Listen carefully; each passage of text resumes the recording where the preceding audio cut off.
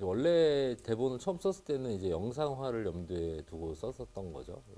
그때 당시 제가 애니메이션 할 때라 뭐 애니메이션으로 작업할 생각을 좀 했었던 것 같은데 결과적으로는 뭐 만화의 형태로 먼저 나오게 된 것 같아요. 예, 근데 아무래도 제가 이제 뭐 원래 애니메이션 영상을 원래 하던 사람이다 보니까 이제 그 만화라고 하는 거 그 만화 얼굴을 그릴 때 좀 뭔가 한계 같은 걸 좀 많이 느꼈던 것 같아요. 그러니까 뭐 만화가의 문법과 영상의 문법이 되게 다르다라는 것도 느끼고 사실은 이제 얼굴이란 작품하고 그 이후에 제가 만화 작업은 대부분 이제 만화의 연출은 최계석 작가한테 다 맡길 정도로 어떤 제가 직접 만화를 연출하는 것에 한계 같은 거를 좀 느꼈던 것 같고 그 당시에 예.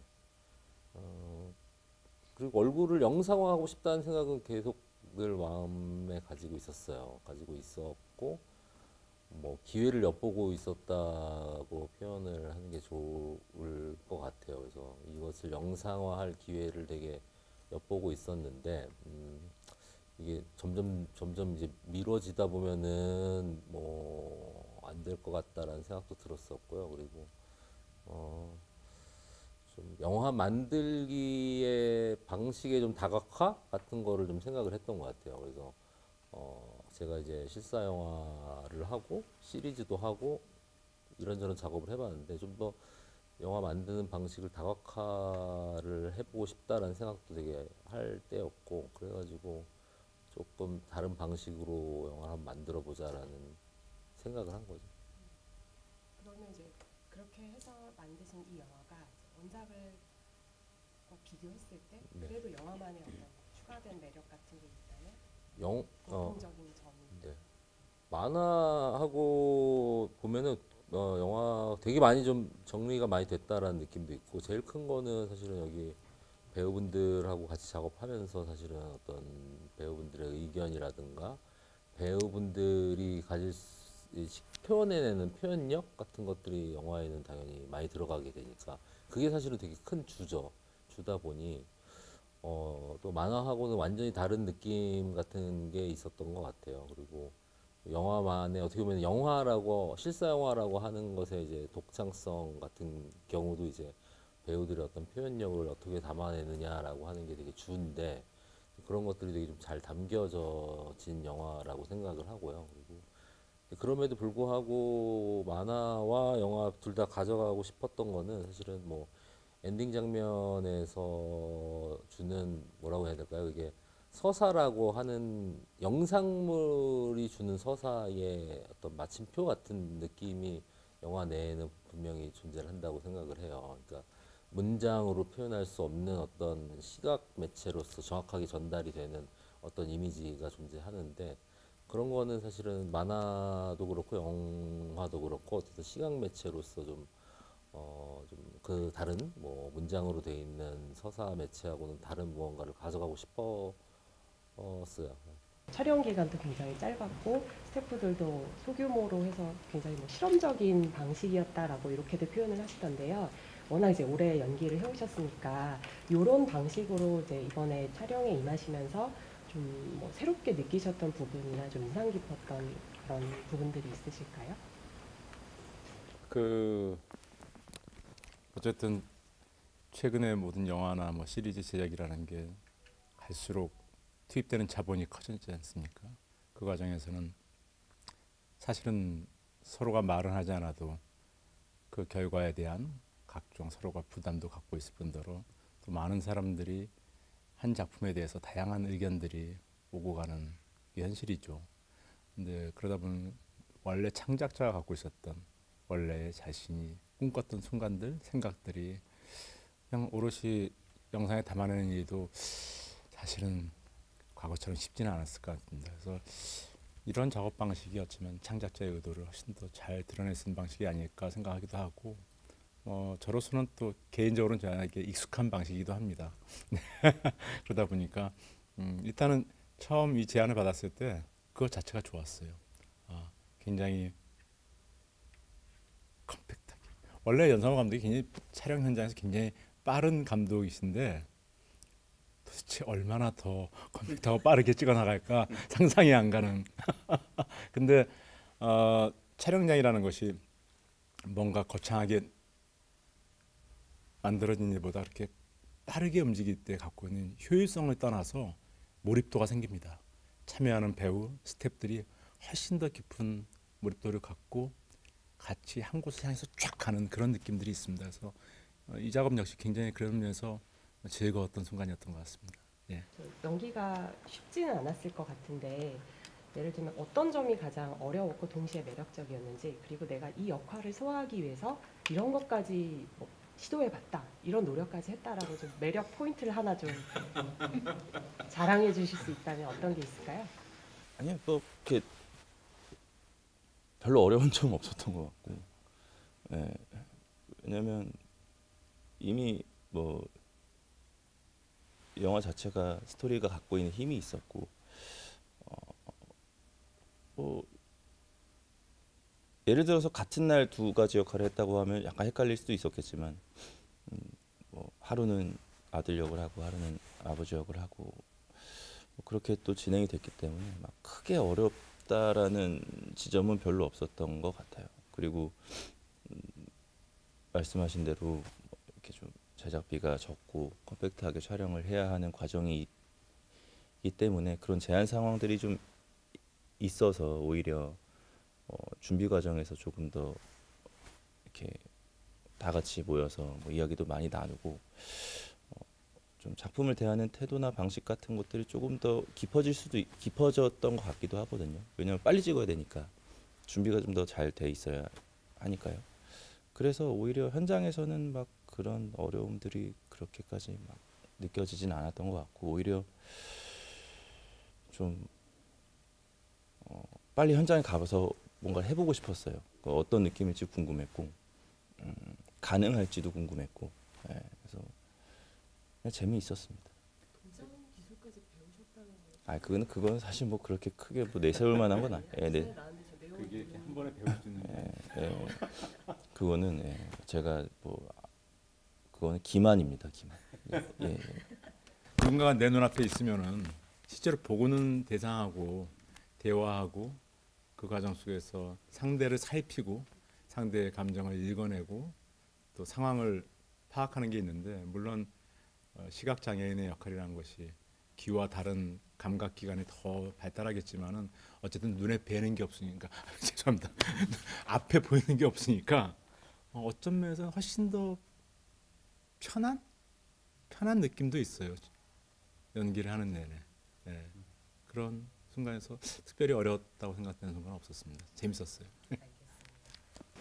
팬들분들이 생각하셨을 때 물론 배우시긴 하지만 이제 좀 같이 어울리게 된 단어가 출판사, 책 이런 단어랑 이제 같이 자연스럽게 떠오르는 배우가 되신 것 같아요. 근데 이제 책에 대한 본인의 관심과 애정이 영화 배우라는 어떤 직업에 어떤 식으로 영향을 준다고 생각을 하시는지가 좀 궁금하고요. 그리고 요새 어떻게 보면 참 유튜브나 이런 것 때문에 책 읽기 참 어려운 시대라고도 얘기를 하는데, 그럼에도 불구하고 디지털 시대를 살아가는 그 배우 본인만의 나름의 어떤 책을 가까이 하려는 노력 같은 게 있으면 어떤 게 있으세요? 사실 출판사를 하는 것에 있어서 가장 요즘에 많이 느끼는 건, 모르겠습니다. 이게 또 어떻게 들릴지 모르겠지만 진짜 회사 다니는 기분이거든요. 계속 출근하고 퇴근하고, 그 정말 비즈니스를 하는 거예요. 회사 안에서 계속 일을 하는데, 내 친구들이 이렇게 살고 있었다라는 거를 제가 이제야 조금씩 깨닫는 것 같은 느낌. 나는 되게 굉장히 다른 삶을 살고 있었구나라는 거를 많이 느껴서 이 부분이 저한테 꽤나 긍정적인 요소로 좀 다가오는 것 같고, 언젠가 뭐 또 누군가가 저를 찾아주셔서 다시 현장에 복귀를 하면 또 뭐 지금 이렇게 책을 읽고 뭐 원고를 읽고 하는 그 방식들이 또 현장에서 과연 내가 어떤 식으로 현장을 대하고 또 이 책을 원고를 시나리오를 대하고 분석을 하고 할지가 좀 궁금한 상황이에요. 뭐 어떻게 영향을 끼치고 있는지는 뭐 제가 판단할 수 있는 문제는 아닌데, 뭐 제가 느끼는 건 그렇고, 그리고 저도 유튜브 많이 보고 텔레비전 많이 보고 하거든요.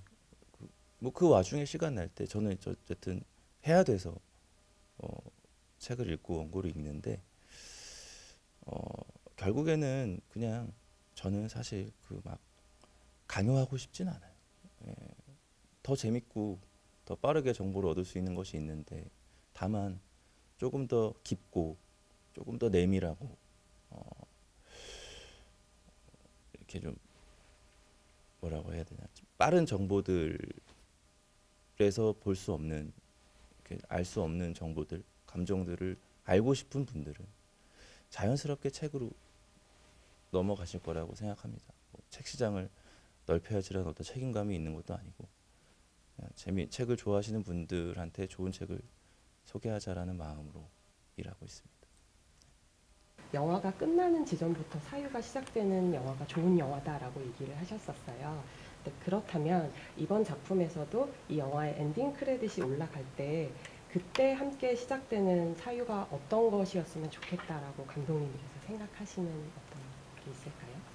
얼굴이라는 영화야말로 얼굴의 마지막 장면에서부터 이야기가 시작이 되는 영화라고 생각을 해요. 그래서 아마도 영화관에서 영화를 보시고 나가시는 분들이 그 마지막 장면에 어떤 장면의 마지막 장면에 대한 얘기를 되게 많이 하실 것 같다는 생각이 있어요. 그러니까 그것을 그 느낌을 받아들이는 과정 같은 게 되게 중요한 영화고 그것을 이야기하는 과정이 사실은 이제 어떻게 보면은 제가 좀 생각했던 영화가 끝나는 순간 뭔가 다시 시작되는 사유가 시작이 되는 그런 영화라고 생각을 해요. 그래서 아마 얼굴 같은 영화가 제일 좀 그런 면이 좀 가장 그러니까 잘 표현이 되어 있는 영화가 아닌가. 마지막에 장면을 두고 관객들이 나가면서 그 설왕설래를 할 수밖에 없는 그런 장면이거든요. 그래서 그런 것들 그래서 저도 그거에 대한 좀 기대가 좀 있는 편이에요. 그 감독님 하면은 예고편이나 설정들 이런 거 되게 기발하고 상상력이 되게 존경스러울 정도인데 정작 이제 본편을 보면 실망스럽다 하시는 평가들이 종종 있어요. 이런 평가에 대해서 스스로는 어떻게 생각하시는지 이번 작품에서는 이런 평가가 안 나올 자신감이 있으신지 궁금합니다. 그런 평가가 안 나올 자신감이 전혀 없죠, 사실은. 왜냐면은 저는 사실은 대부분 제 작품 안 좋다고 얘기하시는 분들도 있는데 저는 대부분 제 작품들이 좋아요. 좋아가지고 요새도 가끔씩 TV 틀면은 막 이렇게 뭐 제 영화 나올 때 있거든요. 끝까지 봐요, 저는. 재밌어서 너무 재밌어. 얼마 전에 염력이 오시에서 염력한다 했는데 끝까지 봤어요. 너무 재밌더라고. 근데 재미 없으시다는 분들은 저랑 안 맞으시는 것 같아요. 안 맞으셔도 근데 제가 모두하고 맞을 수는 없잖아요. 모두하고 맞을 수 없고 뭐 저기 보고 말씀. 모두하고 맞을 수는 없는 거라. 그 사실은 어쨌든 뭐 제가 그런 것 같아요. 창작자로서는 불특정 다수의 어떤 기호를 맞추는 창작자로 진화해 갈 것인가 아니면은 오히려 더 자신과 맞는 관객을 찾는 창작자가 될 것인가 그 길이 두 가지가 있다고 생각을 하거든요. 근데 물론 뭐 그거의 균형감이라고 하는 게 당연히 필요하겠죠. 근데 일단은 저는 아까 앞서 전자에 얘기했던 그런 창작자가 모든 대중의 아주 많은 대중의 기호를 맞출 수 있는 창작자가 될 깜냥이 제가 안 됩니다. 그럴 능력이 아예 없는 사람이에요. 그래서 오히려 제가 창작 활동을 하면 시간이 지나면 제가 아까 얘기했던 후자 오히려 저하고 성향이 맞는 관객들을 찾아가려고 하는 창작자가 될 가능성이 크지 사실은 전자 쪽으로 사실은 진화해 갈 확률은 별로 없는 것 같아요. 마지막으로 감독님 이번에 다시 영화계로 이제 다시 돌아오셨는데 소감과 함께 이번 영화 예고편을 보니까 좀 캐릭터들에 대해서 좀 되게 많은 이야기들이 좀 나올 것 같더라고요. 캐릭터 소개 각 배우님들도 함께 관전 포인트 말씀 부탁드립니다. 이명규 우리 권혜호 선배님하고 박정민 배우가 맡은 이명규라고 하는 캐릭터는 어떻게 보면은 이 영화를 제가 구상하게 된 되게 어떤 상징적인 어떤 인물이었고요. 그리고 어떻게 보면은 그러니까 엄청난 업적을 이룬 거죠. 사실은 이제 시각적으로 아무 정보가 없는 신체적인 특성인데 시각에 관련된 아트 일을 한다라고 하는 것 자체가 되게 어떻게 보면 기적적인 사람이고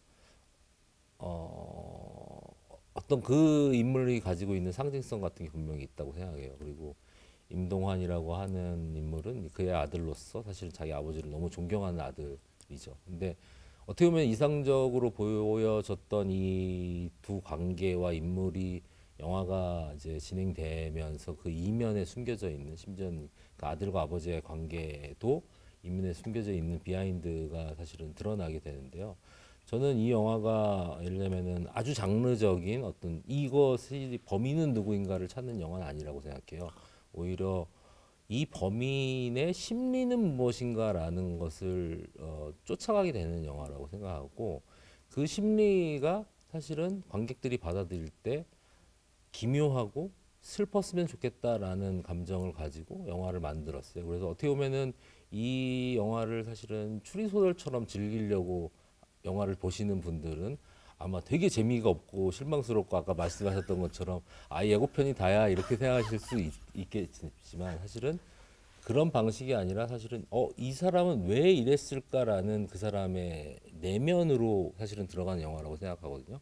그래서 사실은 그 내면을 따라가서 그 감정을 느끼다 보면 훨씬 느껴지는 게 많은 영화라고 생각을 하고요. 그리고 아까 뭐 박정민 배우 잠깐 얘기를 했지만 저는 뭐 그렇게 그런 거라고 생각해요. 요즘에 이제 OTT 같은 경우 너무 이제 엄청난 대세의 매체다 보니까 사실은 언제든지 끌 수 있고 뭐 그런 어떤 선택권이 대단하잖아요. 그러다 보니까 사실 저도 OTT 시리즈를 많이 했지만은 관객들이 이탈을 적게 하기 위해서 굉장히 빠른 식으로 계속 뭔가를 이제 계속 어떤 자극들을 던지는 연출을 할 수밖에 없는 매체인데 사실은 극장이라고 하는 것은 좀 속도가 다른 것 같아요. 마치 아까 뭐 유튜브와 책을 비교했을 때 그 속도가 다른 것처럼 극장이라고 하는 매체는 사실은 TV로 보는 것보다는 훨씬 더 느릴 수 있다라고 하는 점 그리고 그 느림을 통해서 전달할 수 있는 내밀함 같은 게 존재한다고 생각해서 저는 이 얼굴이라고 하는 영화가 왜 지금 시대의 극장에 어울리는 영화냐라고 묻는다면은 이 얼굴이라고 하는 영화가 담고 있는 것이 사실은 어떤 무슨 범인을 찾거나 어떤 퀴즈 같은 걸 맞추는 그런 내용이 아니라 사실은 어떤 한 인물의 기묘한 그리고 슬픈 그 심리를 깊숙하게 들어가는 내용이라고 생각하거든요. 그리고 그런 것에 가장 잘 어울리는 매체가 사실은 극장이라고 생각을 하는 거죠. 뭐 그런 정도인 것 같습니다.